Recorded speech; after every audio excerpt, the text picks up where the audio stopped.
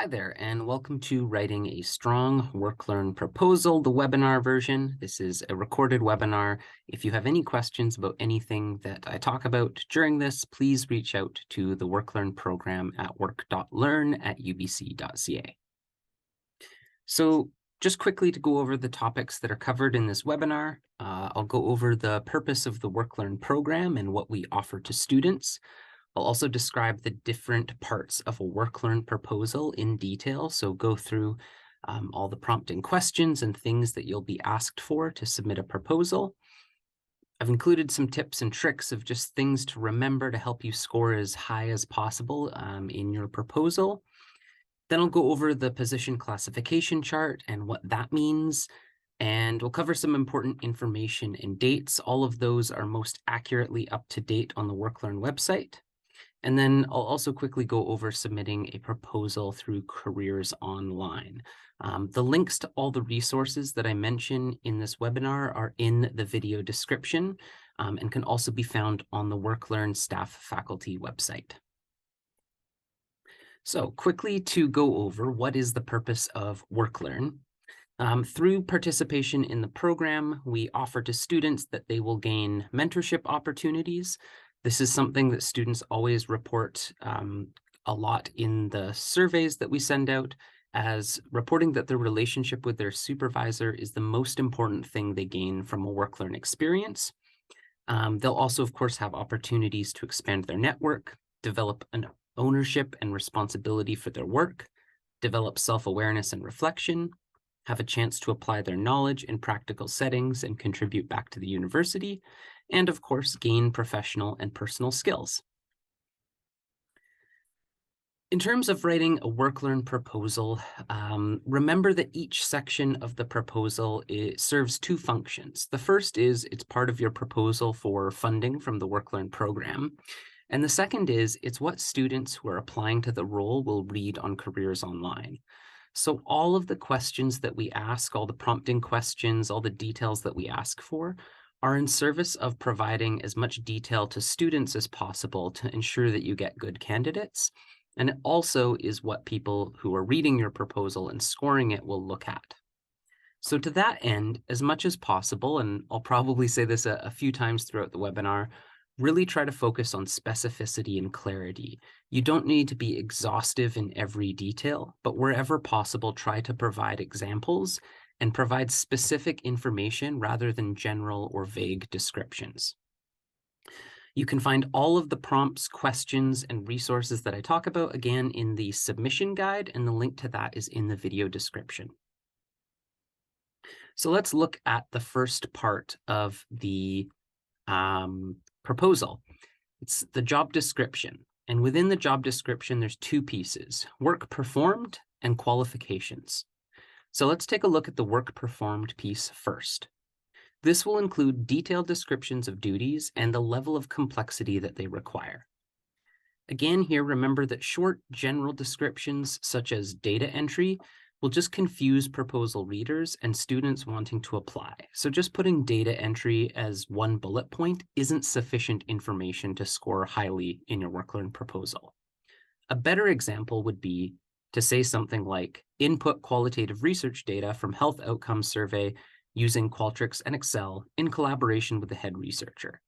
This might seem like a mouthful, but you can see how this adds a bunch of detail about what type of data the student will be using, where that data is coming from this health outcomes survey, and also what they'll be doing with it. They're going to have to use Qualtrics and Excel, and they'll be working in collaboration with somebody else. So there's all kinds of skills and experiences that are spoken to here, and this is the kind of detail that we're looking for in WorkLearn proposals. For the level of supervision, this can just be related back to the complexity of the job. So is this person going to be working largely independently? Are they going to be getting assigned tasks daily? What does that supervisory relationship look like? And this is a place where you can be a little bit more general, because there's going to be more opportunity to talk about supervision, opportunities to work with other staff and faculty, and additional professional development later on in the student learning components. So we think of work performed as a bit like your traditional job description, where it's talking about the job duties. And again, trying to be as specific as possible. It's okay if you don't list every single thing that a student might work on. You want to be thinking about what are the job duties they'll be doing most in the role. For the qualifications part of this is the part of the proposal that signals to students whether or not they might be suited to the role, as well as what skills and experiences they might bring. Specific information always helps attract candidates who are more likely to excel in the position. So some specific qualifications should always include the experience level. Is this more of an entry-level job, or are there other types of work experience that are helpful to have in applying for this role? Specific skills that might be required, including technical, professional, and interpersonal. And also a note is that if you're looking for a broad range of skills or levels of experience, you should indicate that in this section so that students from different disciplines know they should apply. We hear a lot from first-year students that they often don't find enough jobs that are suitable to them, but we know there are work-learn employers who are wanting to hire first-year students or who are open to hiring first-year students. If that's the case, it's really important that you include that information so that you are soliciting the invitation for the applications from students who are maybe in their first year. It's okay, of course, if you're looking for students at a higher level. The point here is just being specific so students know whether or not they should be applying to this role. And lastly, think about any coursework or specific degrees that may be helpful. Lots of work-learn jobs are not discipline specific, so this wouldn't matter as much. But if a certain academic background is really important to your role, this is the place to include that information.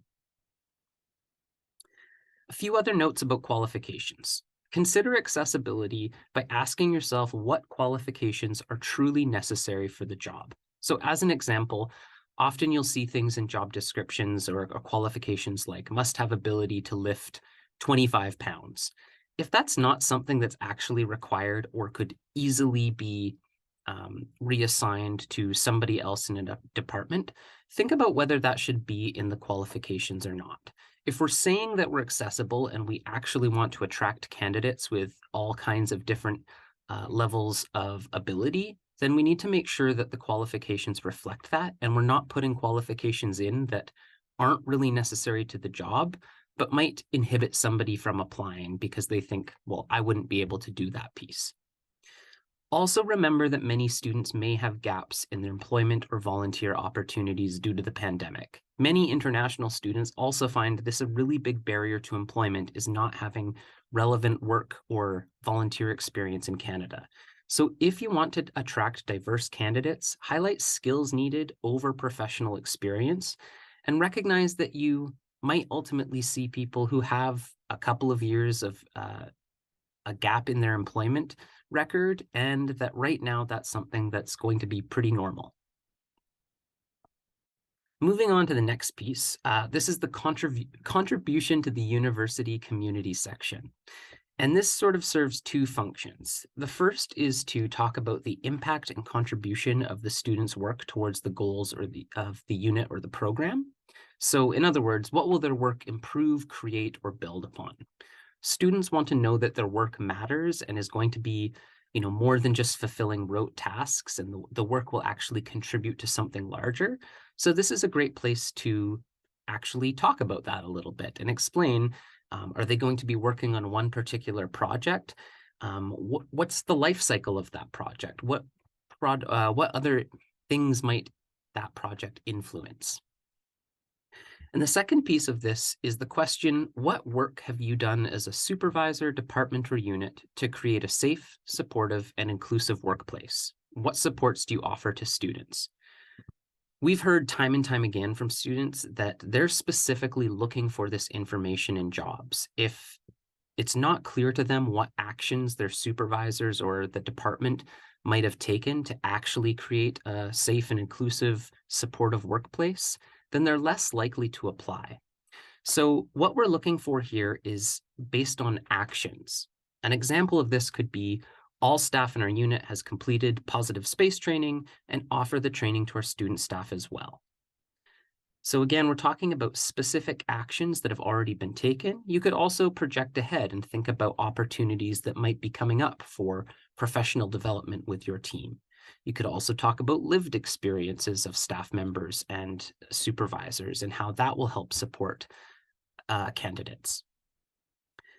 This requires some honest thought and thinking about, again, actions that have been taken to help build a safe, supportive, and inclusive workplace. There's a whole bunch of really great resources in the submission guide, including links to the UBC Indigenous Strategic Plan, the Inclusion Action Plan, an Equitable Hiring Guide, and a wealth of other resources. So I really encourage you to take a look at those if you're not sure. If you already have students working for you and you're reapplying for WorkLearn funding, ask those students about what some actions are or things that could maybe be improved upon, and help put that into this section. We do ask that you don't copy and paste a departmental equity statement. Equity statements are great. There will usually be equity statements already attached to each job description. And ultimately, again, we're looking for actions rather than sort of a broad overview or a statement of values. Those are important. It's just not what this section is for. The last piece of your WorkLearn proposal are the student learning components. And there's 3 different parts of this that we'll look at individually. But really looking at this broad thing, this is all about the value add to students and what they'll be getting out of the role and what things they'll get to receive and participate in. So there's 3 different sections to this: supervision and training, connections and learning, and career exploration. You'll notice that there can be a little bit of overlap between these, and so it's okay if information is in slightly different places, but we want each person who's applying to consider each one of these in detail. So for supervision and training, what kinds of orientation and training will the student receive? What kinds of feedback and ongoing support will they receive? And what kinds of encouragement and reflection opportunities will they receive? This, again, we're looking for some specific information. So sometimes people will apply and say things like, students will receive orientation and onboarding during their first week. That's generally not going to be an answer that scores particularly high. What will that orientation include? You don't have to paste in your entire training plan, but it would be great to mention a couple of specific things that are covered, like maybe customer service etiquette at a front desk, or we're going to do site-specific lab safety training. So again, just providing a little bit more detail and examples with each of our answers. This is a great place to talk about, are you meeting regularly with students? If so, how often? Is that happening on Zoom? Is that happening in person? Just providing some more details, again, for students to also know, this is what I can expect from this role. For connections and learning, the questions we're asking are, what mentorship opportunities will be available for the student? What opportunities are available for the student to expand their network? How does this position develop and enhance the student's personal learning and professional growth? So these are quite broad questions that have lots of different ways to answer them. But again, look for specific examples that you can use for each one. And lastly, for career exploration, the questions are, what skills and workplace competencies will the student gain in this role? How is this role preparing the student for future employment? And how will this role support the student's academic growth? So again, looking sort of ahead into the future, this is a place for you to think about, well, what are some things that students who have already done this role going on to do? Are there opportunities to move beyond this role or potentially work in different fields? And again, trying to be as specific as possible about that and provide examples. Few last pieces about the student learning components. As I mentioned, you can think about past students and some of the projects that they've worked on. You could also think about, if this is a brand new position and this is your first time applying for WorkLearn funding, what are some projects you're really hoping students will get to work on? And what would success in the role look like? Again, always provide clear examples wherever possible. And remember that the what is important, but also the how and the who. So again, if we're thinking about training, not just saying students will receive training, but actually going into a little bit of detail about what does that training look like? Is all the training just happening in the first week, or does training happen over the first month or potentially even longer? The last thing we'll look at is the rubric, at least in terms of this part of the proposal. The rubric is available through the submission guide, and you can see here that there's really not a lot of hidden questions.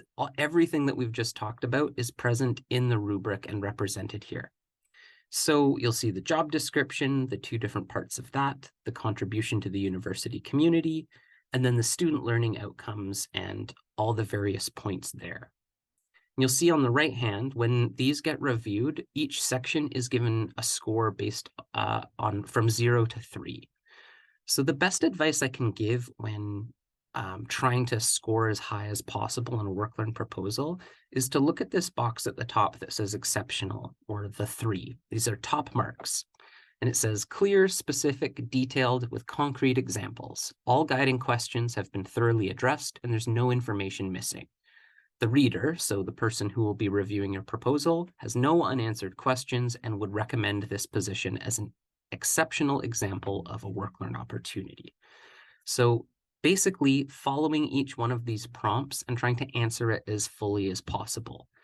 Just adding more and more and more words is not necessarily the way to meet this. It's really to think about, have I honestly sat down and thought about what will each one of these sections include, and have I provided some really clear and specific examples?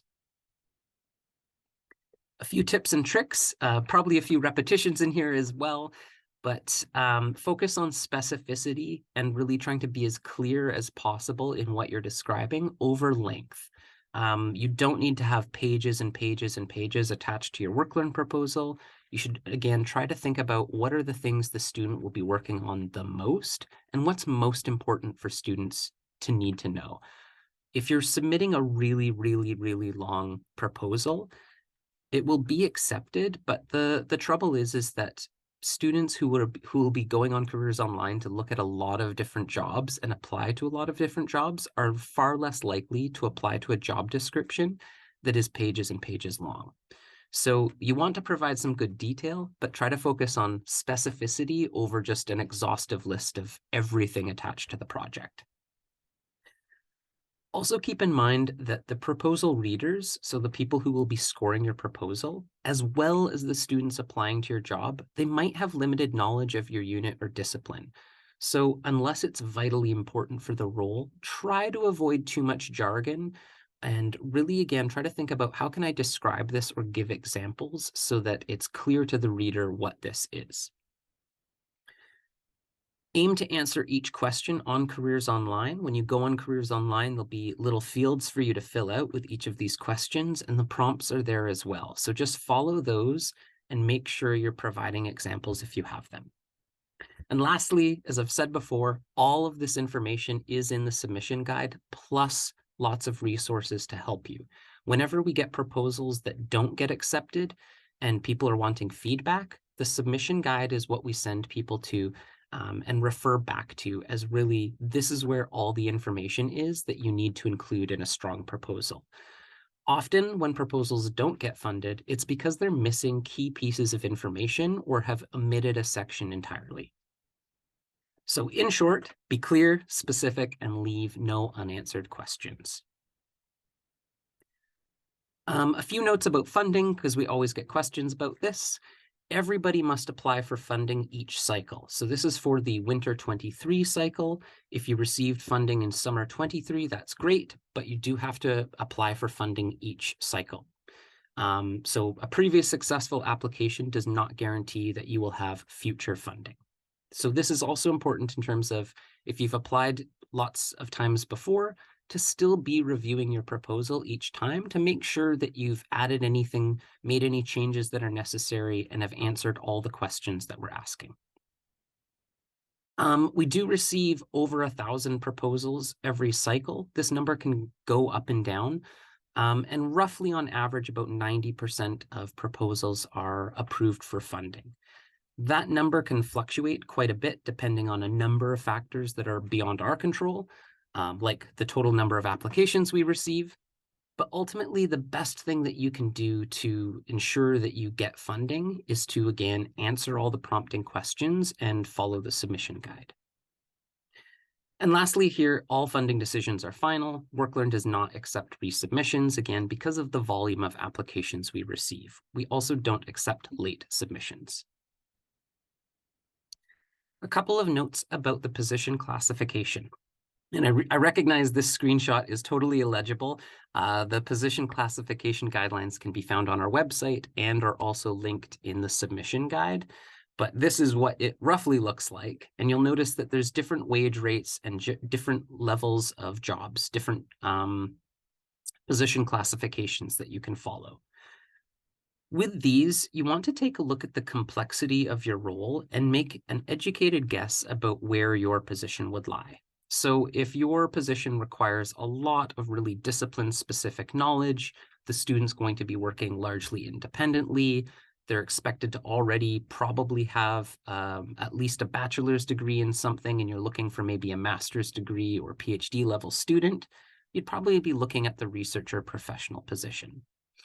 These are not hard and fast rules between positions. They've been developed in collaboration with the unions and professional associations, as well as payroll, and these are set by HR.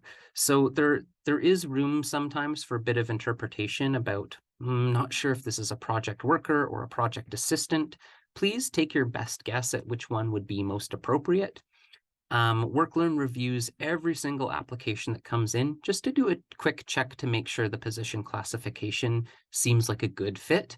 And if we have any questions, we will usually just reach out to you and say, hey, we noticed that you have this at a project worker level. Have you thought about maybe positioning it as a project assistant? Ultimately, this is something we do with supervisors, and we also trust your judgment about the complexity level of the job. Last thing about resources, again, the submission guide. I know I repeat it often, but it really is the best place to go to make sure that you have everything necessary in your proposal. Within that, you have the position classification chart, the link to the rubric as well, so you can double check and make sure you've got everything you need in there. And then as well, there's also a WorkLearn supervisor guide. This isn't necessarily directly something that you need to look at before applying, but it can be helpful to generate some ideas around, especially if you're new to applying for WorkLearn funding, what all a WorkLearn job might entail. So now for some important information and dates for the summer 2025 cycle. The call for proposals, so when we'll be accepting applications for WorkLearn funding, will start on Monday, January 6th, and the call for proposals will close on Monday, January 27th by 11:59 p.m. Just like to remind people that we don't accept applications before January 6th or after January 27th, so we must receive your application during this window. If you're watching this outside of these dates, please make sure you refer to the website for the most up-to-date information. So this is just for the summer 2025 cycle. A few other points to note is right after the call for proposals, we start reviewing those proposals. So that happens from late January until mid-February. And then the funding announcements will be made from March 3rd to March 7th, 2025. So all of these dates align to mean that jobs will be posted on CareersOnline from March 10th until March 26th, which means you'll be doing your student recruitment and hiring from mid-March into late April of 2025. And just to remind everybody that these applications are for funding for summer positions. So the WorkLearn placement, when your student will actually be working, will be between May 1st and August 31st of 2025. In order to submit a proposal through CareersOnline, first log into CareersOnline If you haven't set up an account or you haven't logged into Careers Online before, please initiate the process today or as soon as possible. It can take up to 1 business day for your account to be activated. So if you wait until the deadline day at 11:50, your account is not going to get approved in time. So it's really critical that you check to see if you have access to Careers Online, and if you don't, that you sign up and set up your account. Make sure that you only select the UBC Vancouver WorkLearn program. If you select any other program, the WorkLearn program will not receive your submission and it will not be scored or approved. So really critical to only select UBC Vancouver WorkLearn program. Make sure you also fully answer all the prompting questions in Careers Online. Make sure you look at the submission guide. Make sure you're including all of the information that is asked for. And please select the posting dates that are specified on the form on Careers Online. As we talked about, you'll also select the position classification that you feel fits best for your role. And if you are still wondering about that, as mentioned before, you can check the position classification guidelines on the WorkLearn staff faculty page. And lastly, you want to make sure that you read through and accept the WorkLearn terms and conditions. These are now a part of the Careers Online form, and it includes all the important details about if you're successful in getting funding, what you're agreeing to. So please make sure you read those carefully and accept those before submitting your proposal. I know that's a lot of information. Again, we really try to make sure there's no trick questions here. We've got lots of resources available to help you to make sure that you can feel confident when you're submitting a proposal. But if you have any questions along the way, please reach out to us before you submit your proposal. We're absolutely happy to walk you through something or explain in a little bit more detail or answer any questions. You can email us at work.learn@ubc.ca. And good luck with your proposal.